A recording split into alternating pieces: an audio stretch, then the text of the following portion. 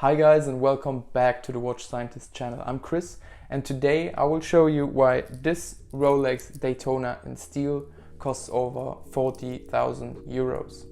So if you're interested in a deep dive into the craziness of Rolex collectors, or you just love the Daytona, I hope you enjoy this video. Let's roll the intro.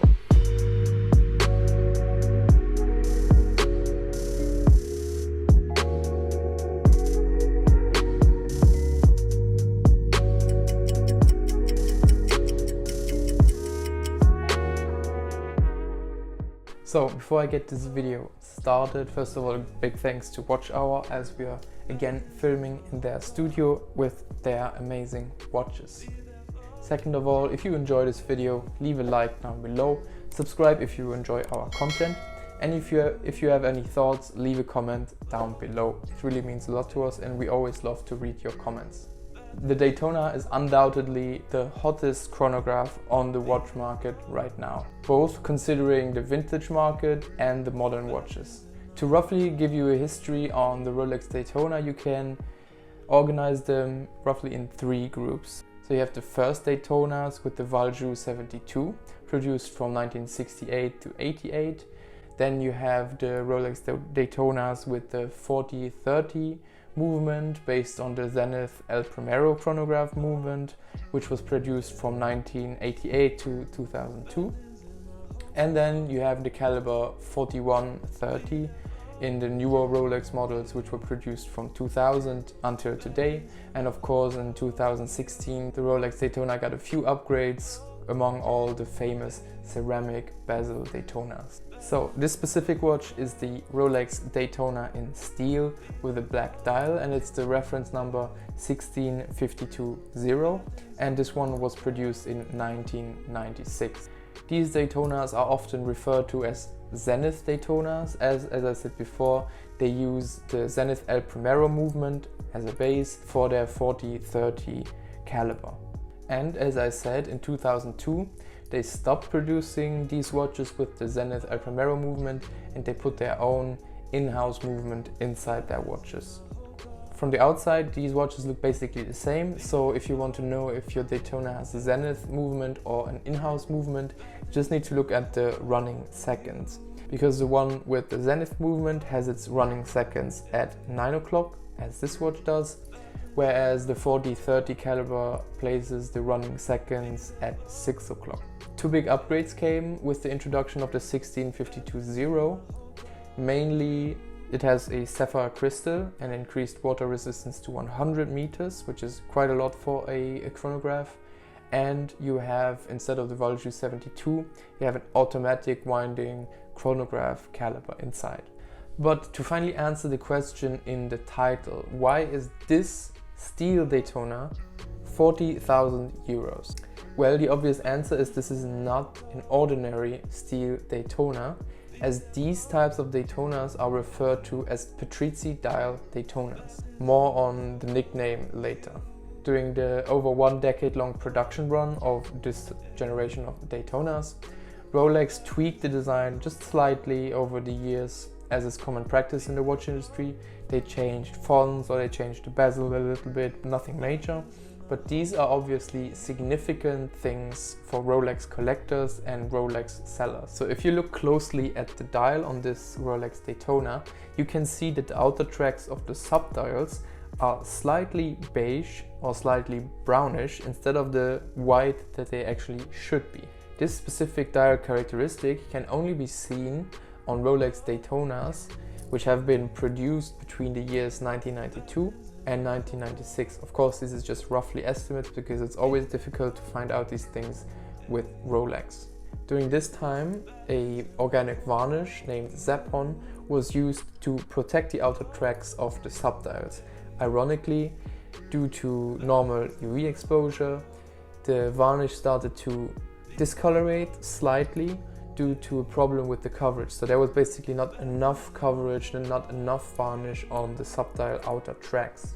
If you're not familiar with the Rolex collector scene, this might seem strange that a tiny difference in the dials, even a malfunction you could say, increases the price to 40,000 euros. To remind you, the normal Daytonas from that time are around 20 or below 20,000. So you have a price increase which is basically twofold.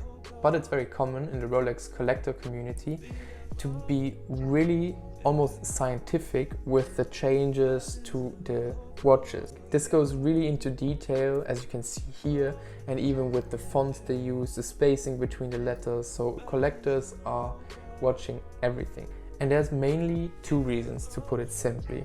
One reason is that the Rolex as a brand doesn't give terribly much information about their production dates and production runs. So if you want to know when exactly your Daytona is from and how many exact versions of that specific dial with that specific font exist, you need to be really almost scientific with your research and your observations. And the second reason, even if you're just casually following watch trends and seeing what Rolex is doing, you might have noticed that Rolex really sticks to its designs. So if it has a design that works, and this attention to detail leads to quite interesting nicknames like the long EEGMT Master or the floating dial Cosmographs, inverted 6 Cosmograph dials, and the Patrizzi Dial Daytona. So more about the name.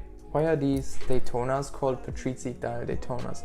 Well, they are actually nicknamed after a famous Rolex collector, Osvaldo Patrizzi, which was actually the one that recognized that these Daytonas have this slight coloration, as he was selling pieces out of his Rolex collection. And one thing that makes the Patrizzi Dial Daytonas so sought after is that they are not only unique because of some font change or spacing between letters, they are unique because of the discoloration. And the important thing about this discoloration is that it doesn't become stable.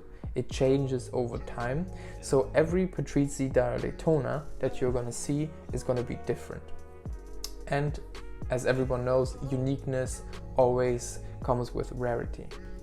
To talk about this specific watch, first of all, it has a full set. It has everything you could ask for.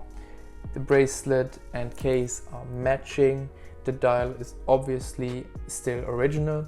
You can see it down below at 6 where it says T, Swiss made T, which refers to a tritium dial Rolex, which means that they used tritium in hands and markers, which is not used anymore today as it is radioactive. But tritium over, for example, luminova just always shines. It doesn't need to be charged with light, it always shines because, well, it's radioactive, right? So what you also can see is that this Daytona is not shining anymore, which is normal, and it should be like that because the tritium loses its shining ability after 20 years. So if this dial was shining, that would be very concerning, because it would seem that luminova was added, or any kind of lume was added to this watch, which is never a good thing for collectible Rolexes. Moreover, this watch has been serviced by Rolex in 2002. It is in really great condition, could be polished if that is something that you want, but a lot of people don't want their watches polished, especially if it's a collectible Rolex like this one. So if you're interested in getting this watch, definitely check out Watchour, their page. They have a lot of great watches, and this is a real collectible Rolex.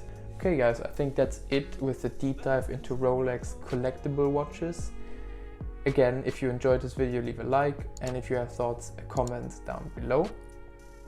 And check out their page. As I said, look at their watches. If you want anything reviewed, if you're interested about anything, leave it in the comments down below and we might make a video with the watch. So guys, thank you so much for watching, if you stayed this long, and we will see you next time with some amazing watches.